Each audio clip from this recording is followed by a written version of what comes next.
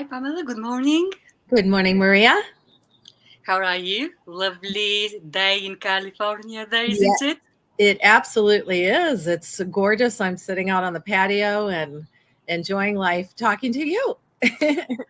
Thank you for joining me. Always a Absolutely. pleasure having you. Absolutely. So, Pamela, we're talking ISO 45001 today, one of your favorite standards when working with us. And you'll be telling us some stories around Louis Vuitton, I suspect, in a bit. Am I correct? Absolutely. Thank you. So, let me then get started on telling people that ISO 45001 is one of the world's much anticipated standards.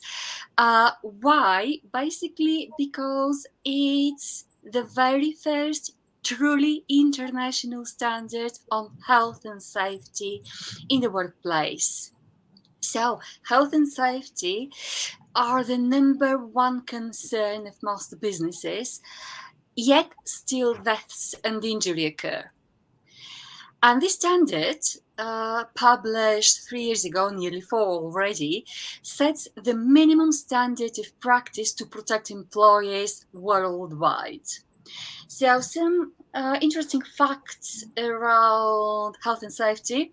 According to the International Labour Organization, there are currently more than 2.78 million deaths a year as a result of occupational accidents or work related diseases. That's a huge amount. Absolutely.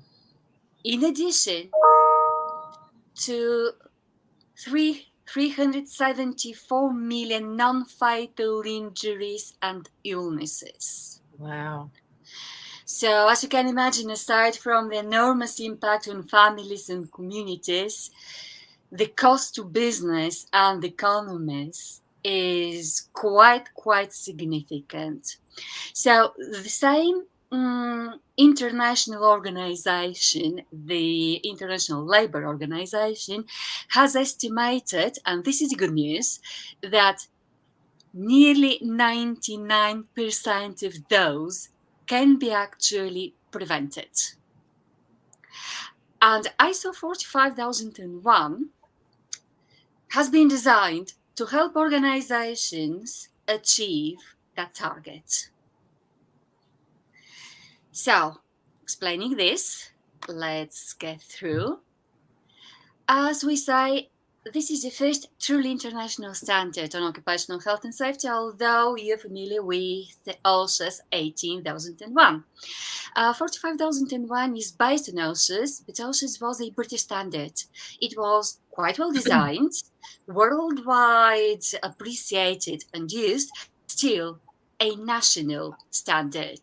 So, now ISO 45001 comes in to help us enhance our employees and stakeholders, generally speaking, safety, reduce occupational risks, and create better, safer working conditions. Well, a couple of facts around this truly amazing standard.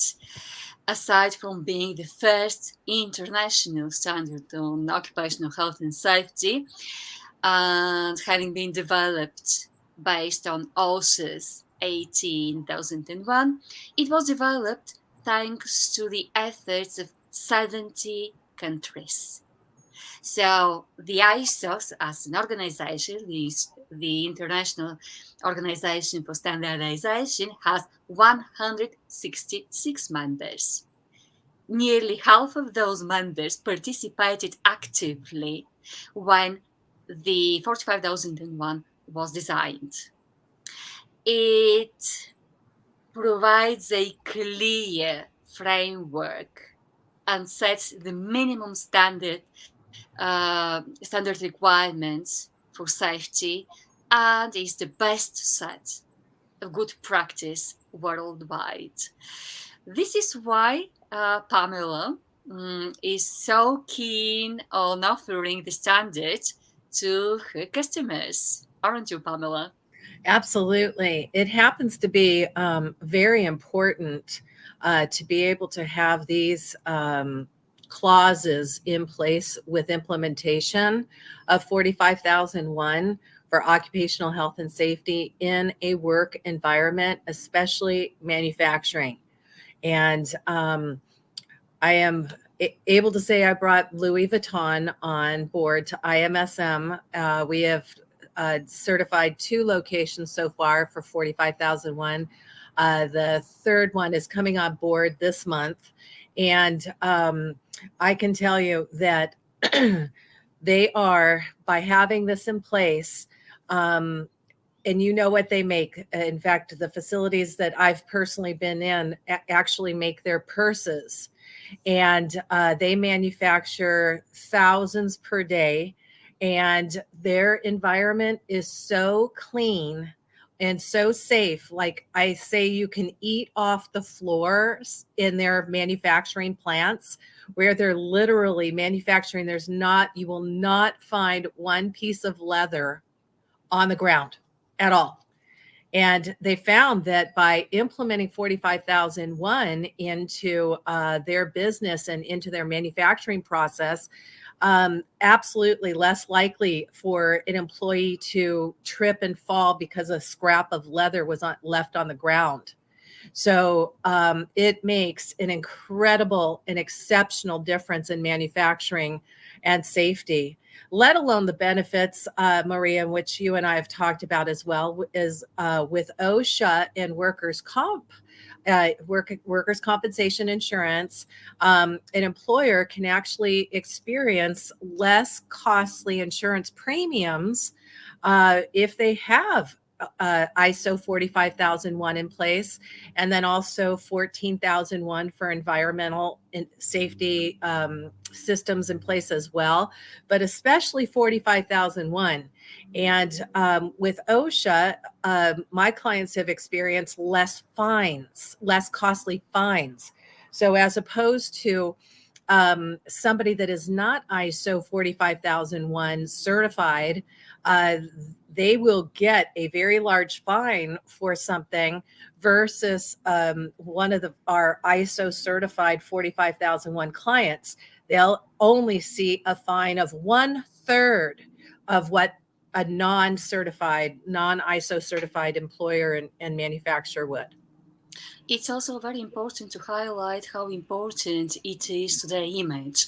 Basically, because with 45,001, there are specific requirements with regards to diversity, inclusion, uh, workers' consultation, and their needs identifications. So it's very important because mostly young people, are very responsible consumers, and they would be more likely to buy a brand that has a better social image rather than a brand that may have some failures in with regards to how they employ people, etc., etc. That's very important, basically because my daughter and I had recently a conversation with regards to a very famous brand, and I was accused of buying their products from my daughter, who's a very socially responsible person, and who told me that I shouldn't do so because the brand used is used to using uh, let's say slave workforce environment.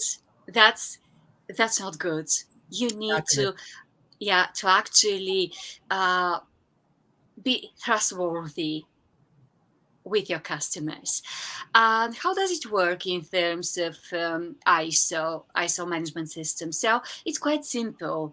The whole process is based on the dynamic cycle. We plan for what we want to do, we do it, we check on what has been done, and if there are any deviations from what has been planned, done, or B, any opportunities for improvement we act upon. How? By planning, doing, etc., etc. So it's a very simple concept. It consists in doing what we say and saying what we do consistently. So, uh, anything you might like to add, Pamela? Yes, and when people are thinking, well, does this really apply to my business? And because we work with so many different diverse types of companies for ISO 45001, even anyone that might be in the construction realm or building realm, um, whether it be commercial real estate building or um, residential, there are so many facets that and small and large. You don't have to be a Louis Vuitton to implement and get certified for ISO 45001. I have accounts that are 3 or 4 person businesses, but they have found that if when they put ISO 45001 certified on their website, it increases the value of their business. It also increases the amount of business that they do get, because you will not get passed up by somebody who's looking to contract with you if you have 45001 ISO on your website. Whereas if somebody is looking to contract with you and they are specifically looking for somebody that has ISO 45001, you're going to get the business. I always say that this levels you up above your competitors that do not have ISO 45001. And Maria, with our Harvard studies that actually have proven for every $1 that you spend in this category, you see a minimum of a $6 to a $16 return on investment to every $1 that you spend. And then the last thing that I'll say, which is a huge benefit, especially out here in the United States, is there are research and development tax credits that allow a company to have a dollar for dollar tax write-off for tax credits. So just for example, if they spend $20,000 on ISO implementation and certification for ISO 45001, they get to write off that $20,000 against their income for this calendar year of 2022. So I say, in essence, it costs a company nothing to put ISOs in place. Only benefits. So let's have a look on how prepared we are to go with ISO 45001, because it's 2022 and we have certainly done something right if you're still in business. So every single organization somehow handles and manages safety. Let's have a look if we can resolve this short scenario and come up with an option. I'll show the options in a sec, about what the internal auditors would do if presented with such a scenario when auditing our premises. So half a minute for our public to read it. Meanwhile, I'm going to tell you, Pamela, that I've thought about your suggestion to share my previous experience today. I'll do it. Guys, I told Pamela something and she incited me to share it with you. I'll do it at the end of the session. Okay, let's have a look on the potential answers in here. Okay, we're doing internal auditing in this case. What should we do? Investigate further, declare non-conformity, call the team manager, contact senior management, or schedule a training course. Before we give you the right answer, or answers, there might be more than one, let me just tell you that we'll be doing that at the end of the session before the Q&A, just to be more straightforward and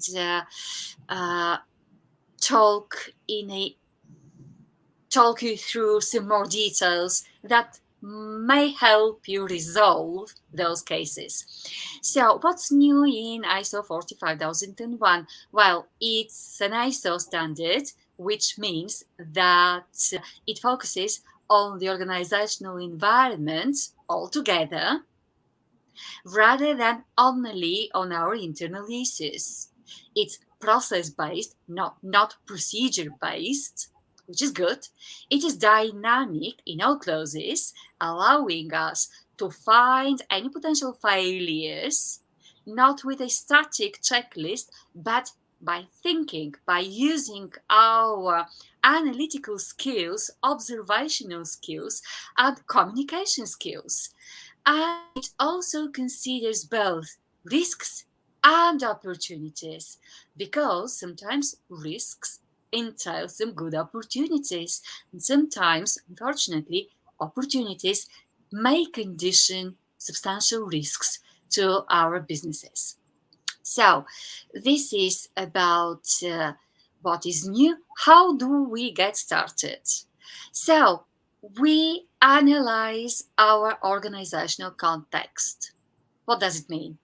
Well, it's actually quite simple. We think of which are all the organizations and individuals that may affect us with their actions, and who are all the individuals and organizations that we may affect with our actions. Most importantly, we review it on a regular basis. So we decide what we're going to cover with our system. We set our policy and objectives, what we want to do and how we're going to do it. We decide how long it's going to take us to do it and determine what resources, what competencies will be required for the project to be efficiently delivered. Okay, Pamela, anything you might like to add? Well, I would add that many companies think that they have in their head, unless they've gone through an ISO implementation and certification process before, they think it's this daunting process that might take anywhere from 12 months to 24 months to do. And it's not like that at all. Yes, it does depend on your availability to work with our assessor closely or your staff. But it's our assessor's job to provide for the client what they do not have as far as documentation and to reach satisfaction in every single one of the clauses for the standard of 45,001. So, yeah, there is involvement with the client and our certified ISO 45,001 assessors, but it can go, I mean, if they keep on track and pace with our assessor, I've seen the certification happen in 4 months, 5 months max. And that's if they have, a good time of level to be able to work closely with our assessor.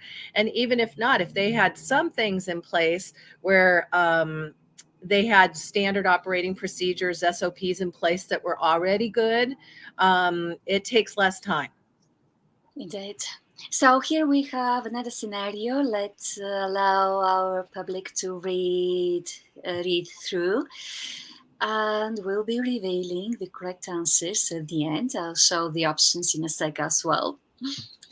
So here we are auditing internally again, because with ISOs it's very important to carry out regular internal audits as well.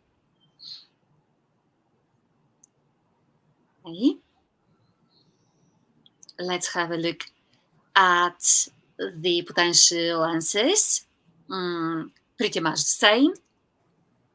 Okay, and allow me to continue, please. What are the benefits of ISO 45001?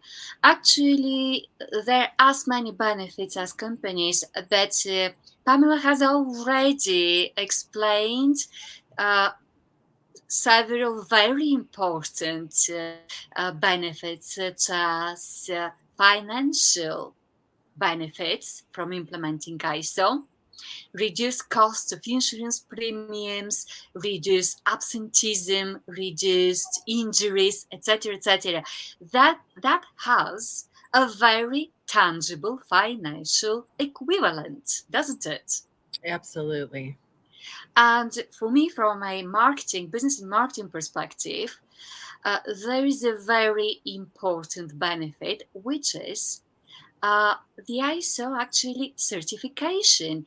45001 is a certifiable standard. What does it mean? It means that we can actually invite an independent third party body to assess our system and to certify its conformity against the requirements of the standard. Why is it important? It is important because, as Pamela says, a stamp on your website brings more business in because it tells stakeholders worldwide that you work not only to the regulatory level required, but beyond it, using applying best practice. So, because the certification implies annual checks and recertifications, you are forced into continually improving your system. Once you've invested in that system and once it starts bringing more money in, more business in, you're not going to let it down. You'll keep it on. And having someone external to help you out in this process is important, isn't it? Absolutely. Well, and success factors, if you remember, we explained the plan, do, check, act, dynamic cycle with the concept of leadership in the middle. The main success factor is your management involvement, their leadership, their commitment, and the responsibilities they take for the system to be properly resourced, maintained, continually improved. So they have responsibilities with regards to communication, resourcing the system, creating a culture that supports the expected results, a culture that supports workers, that brings more value in and gives more to your stakeholders. And it helps you out with legal compliance, regulatory compliance, and contractual requirements as well. Pamela, do you think that this is the right moment for me to tell the story? Perfect. Go for it. Thank you. So, guys, as you know, actually, you might now not know it, but I'm based in the UK. So I also do business development, and I very much like to survey all job opportunities because job market is important to feed me with essential information. Uh, Today, as every other day, I receive by email invitations to see a job advert coming from a well known multinational company down the road. Actually, they have my contacts on record because several years ago I applied for a job with them, got the offer, but decided to join another company finally. So the curiosity killed the cat. I I decided to have a look quite quickly just before we connected, to look up the advert. It was a very interesting advert, by the way. Quite a lot of requirements, obviously, with my profile that is to be expected. And at the bottom, I read that native English speaker was a requirement. Now, this is unlawful in the UK, illegal in the EU. What did I do? We actually joked, Pamela and I, before we started today, that I'm so sorry I'm not in the US because I would sue directly.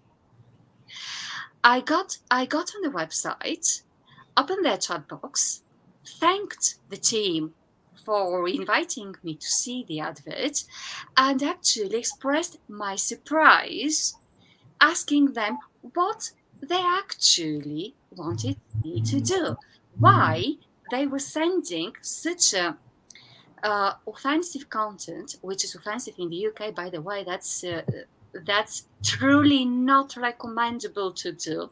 To do it, and basically proactively sending it to someone with a clearly foreign name, who's more likely not to be a native English speaker. Now, I actually shared my disappointment that they cannot hire me. I'm not a native English speaker because I would make such a good marketing director. Now, I'm sharing this information because it's very important to show how a tiny glitch, apparently tiny glitch, may cause huge problems to a big company. Because I know there has been someone actually redacting the text. It may have gone through the procedure, approval procedure. Somehow it went through the procedure without being spotted. And that's where your image is actually negatively affected. An ISO 45001 or any other ISO system may prevent you from tiny mistakes with huge impacts. This is unacceptable. You can't go through business life offending people. Unacceptable. So I'm telling this story because Pamela liked it very much. Yes. But the legal ramifications that a company, corporation, organization can face with, just as you said, a minor little glitch can be huge. And one of the other things that I found when an organization implements and gets certified for ISO 45001 is people actually take their job more seriously. Yeah. And in an organization that put 45001 ISO in place. And that is from the highest level all the way down to your workers that are on the front line. They take their job more seriously because they understand their job differently, and they understand the, I should say, the not just the motive, but the reasoning behind the certification. So there's a lot of benefits that we could go on forever on why an organization would want to contact IMSM to have implementation and certification for ISO 45001. Indeed. So many things can be said in here. That back to auditing, because Pamela, you know, companies get slightly stressed when it comes to auditing. Yes. So let's have a look on a potential scenario and help our public understand what's behind auditing when it comes to ISO standards. Because ISO external auditors and internal, by the way, must must observe some auditing principles that are very important and make informed decisions, be impartial, be independent, etc. And they don't make up uh, any findings when they audit. Okay, let's have a look at this one. So we are in our lunch break with the auditor. Okay.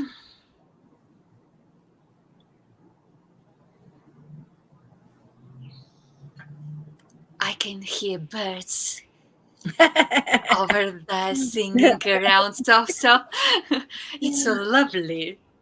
We're lucky they're not flying right overhead because they get loud sometimes. It's amazing. It's been a very cold week in the UK. Oh, Yeah. Looking forward to some better weather next week, hopefully. good.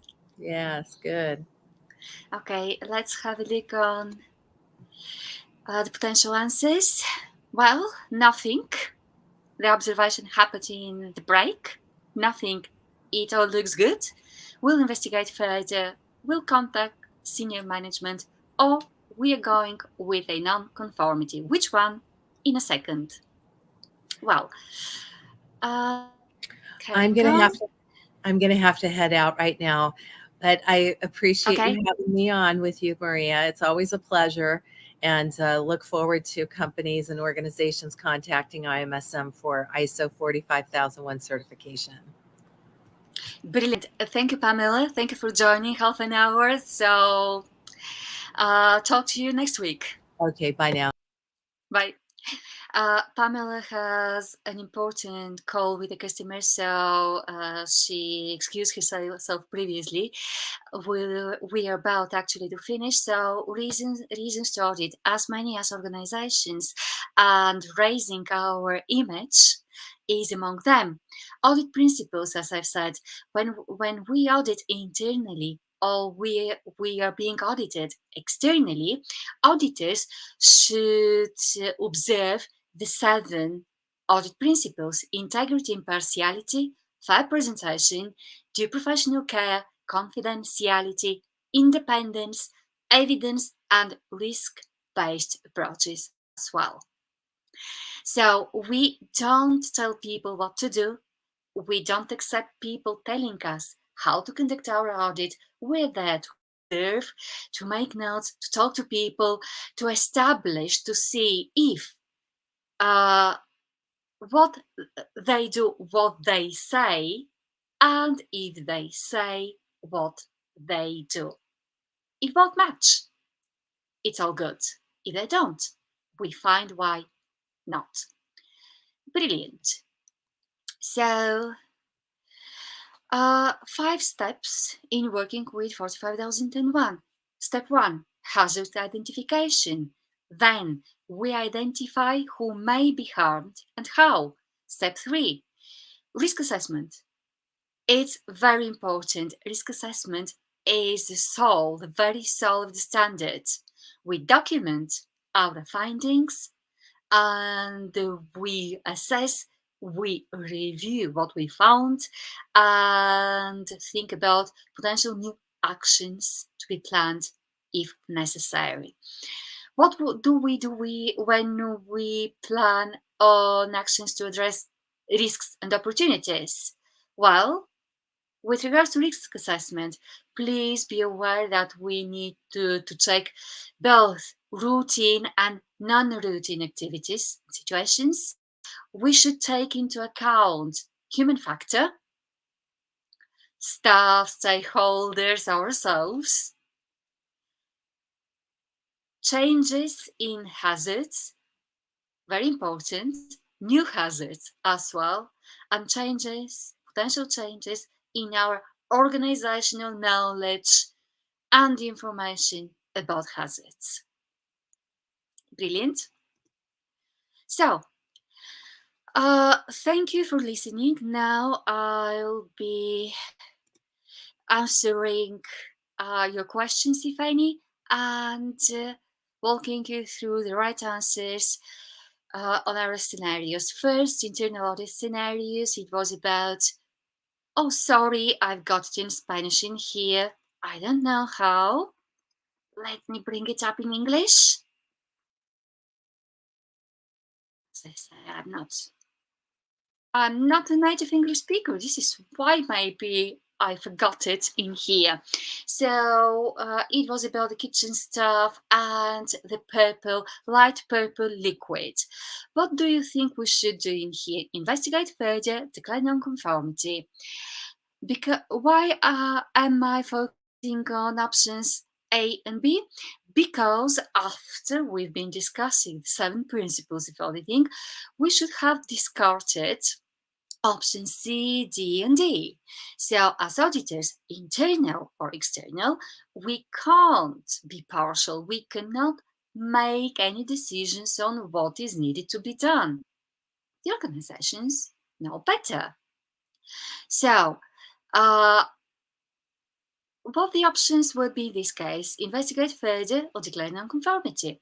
Well, considering that we may not have too much experience in auditing, or we may not be very certain uh, what is going on, my recommendation is to use the always available safety net called further investigation. So, again, if you're not sure, if you don't have too much experience, go for further investigation. That's a safe way to get it sorted. Please be reassured that if you investigate further, you'll find grounds enough to make an informed decision on whether it is right or not, conformity or non-conformity. Why I'm saying this? Because there are two magistral sins in auditing. First sin, declare non-conformity where there is none. And the second one, raise a nonconformity without knowing why. So, if we go with a nonconformity, we must know why we want to raise it. In this case, because I'm, let's say, much more experienced, I would go directly with a nonconformity for a very simple reason, and actually, we mentioned it during this talk. So, it's all about risk assessment. It is stated in here that risk assessments haven't been carried out. So this is a clear nonconformity, and this is the reason: risk assessment. Let's have a look on scenario number 2. So, second scenario, we are at our National Corporate Training Center, and oh, that was the one. Sorry, second one. We're auditing a manufacturing company. They manufacture metal elements on demand. And actually, we've seen some people crossing the area. We have also reviewed some documentation. What do you think? Investigate further on nonconformity because C, D, and D options are not viable. Well, again, if we don't have too much experience, if we don't know what we should raise a nonconformity against, safety net, investigate further. We'll certainly find further information that will help us make an informed decision. In this case, however, there is indications enough to make us go directly with a nonconformity as well. Why? Because not only ISO 45001, but the rest of the ISO standards require for proof for evidence that communication has been efficiently carried out. In this scenario, it is clearly stated that they can't prove the communication has been efficiently delivered. So, this is why go with a nonconformity. And now we have again, we had it in Spanish, now we have it in English. We are now accompanying a third party auditor. What do you think? Uh, shall we say that nothing's gonna be nothing's going to happen because the observation has been made during the break? Absolutely not. An auditor is always an auditor in their break or not. They're not going to contact senior management because the third party auditors, they observe the audit principles. So the little left be all Looks good. C, investigate further, or D, non-conformity. Thank you to everyone that has decided to go with a non-conformity. You got it all wrong, guys. But you've just, by doing so, you've just illustrated my point. Principle number 1, impartiality. So in this case, what do we know? We know that there is an announcement, a box missing, and evidence that the procedure has been changed. But it doesn't say if actually, as a result of the change, the service has deteriorated or not. We assume, if we say it's a non-conformity, we assume it has. Therefore, we're biased, we're partial.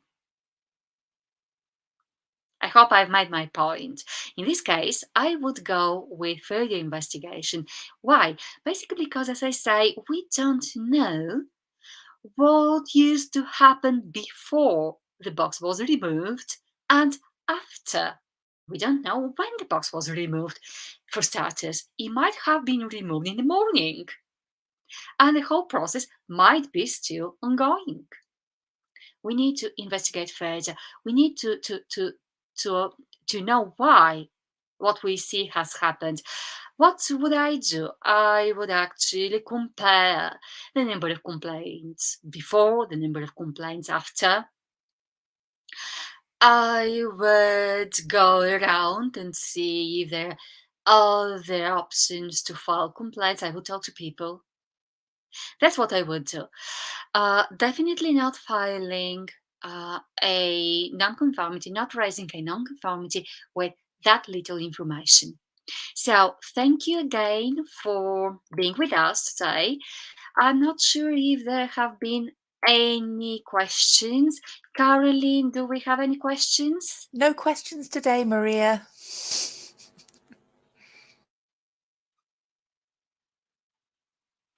Okay, apparently not.